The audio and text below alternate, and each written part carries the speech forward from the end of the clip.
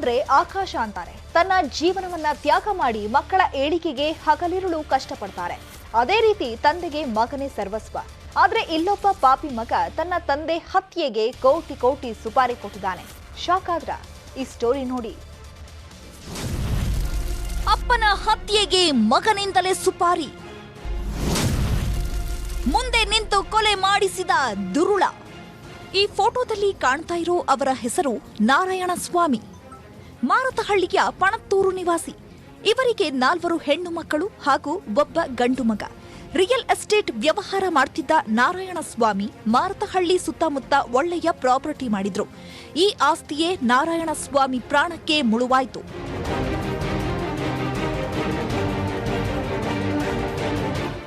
ಆಸ್ತಿ ವಿಚಾರಕ್ಕೆ ಅಪ್ಪನ ಕೊಲೆಗೆ ದುರುಳ ಮಗ ಮಣಿಕಂಠ ಸುಪಾರಿ ಕೊಟ್ಟಿದ್ದಾನೆ. ಜೈಲಿನಲ್ಲಿ ಪರಿಚಯವಾಗಿದ್ದ ನಡವತ್ತಿ ಶಿವ ಮತ್ತು ಆದರ್ಶ್ ಅನ್ನೋರಿಗೆ 1 ಕೋಟಿ ಹಣ, 1 ಫ್ಲಾಟ್ ಮತ್ತು 1 ಐಷಾರಾಮಿ ಕಾರು ಕೊಡುವುದಾಗಿ ಡೀಲ್ ಕೊಟ್ಟು ಹತ್ಯೆ ಮಾಡಿಸಿದ್ದಾನೆ.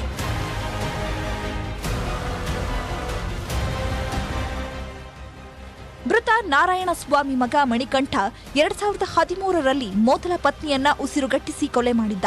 ನಂತರ 2ನೇ ಮದುವೆಯಾಗಿ ಕೊಲೆಯತ್ನ ನಡೆಸಿದ್ದ. ಹಾಗಾಗಿ ಆಕೆ ಕೂಡ ಈತನಿಂದ ದೂರವಿದ್ದು ವಿಚ್ಛೇದನ ಪಡೆದುಕೊಳ್ಳಲು ಮುಂದಾಗಿದ್ಲು.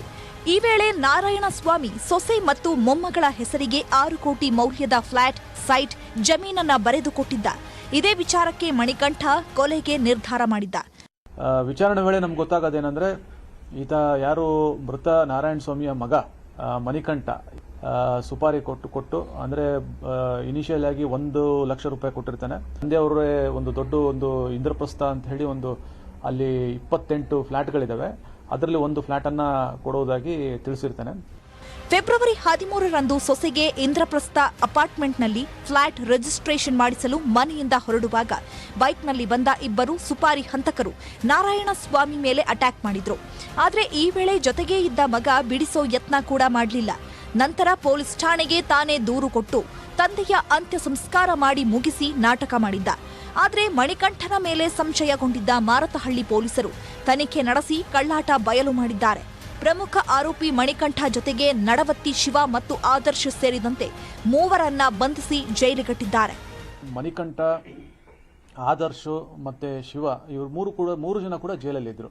ಅವನ ಮೊದಲ ಹೆಂಡತಿ ಕೊಲೆ ಸಂದರ್ಭದಲ್ಲೂ ಇದೇ ತರ ಓಡೋಗಿರ್ಲಿಲ್ಲ ಅವನು, ಅಥವಾ 2ನೇ ಹೆಂಡತಿನ ಕೊಲೆ ಮಾಡೋ ಪ್ರಯತ್ನದಲ್ಲೂ ಕೂಡ ಓಡೋಗಿರ್ಲಿಲ್ಲ ಅವನು. ಹಾಗಾಗಿ ನಮಗೆ ಅವನ ಮೇಲೆ ಬಹಳ ಸ್ಟ್ರಾಂಗ್ ಸಸ್ಪೆಕ್ಟ್ ಅವನ ಮೇಲೆ ಇತ್ತು. ರಿಯಲ್ ಎಸ್ಟೇಟ್ ಮಾಡಿಕೊಂಡು ಆಸ್ತಿ ಸಂಪಾದಿಸಿದ್ದ ನಾರಾಯಣ ಸ್ವಾಮಿ ಕೋಟ್ಯಾಧಿಪತಿ ಆಗಿದ್ರೂ ಕೊಲೆಪಾತಕ ಮಗನ ಅತಿ ಆಸೆಗೆ ಪ್ರಾಣವನ್ನೇ ಕಳೆದುಕೊಂಡಿದ್ದಾನೆ. ದುರಾಸೆಗೆ ಬಿದ್ದ ದುರುಳ ಮಗ ಜೈಲು ಪಾಲಾಗಿದ್ದಾನೆ. Muniraju, crime bureau, news 18, Bengaluru.